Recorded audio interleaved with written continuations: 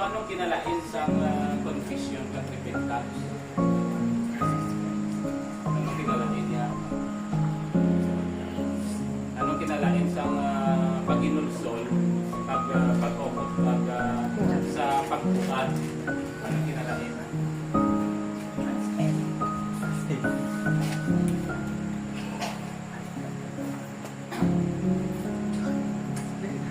Ang confession, anong ginagamit mo? Na para sa imong gawas? Yung imong mabibig? Confession, ginatuad mo ba lang? Ginatuad. So, kung siya ng repentance, lain na siya yung sa confession. Ang repentance siya,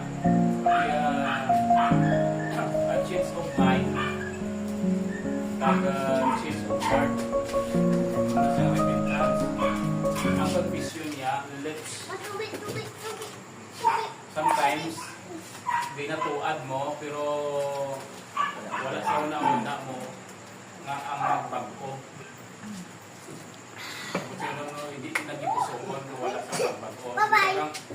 Parang professing mo na siya, professing mo na siya. O kung verbal lang nga, verbal.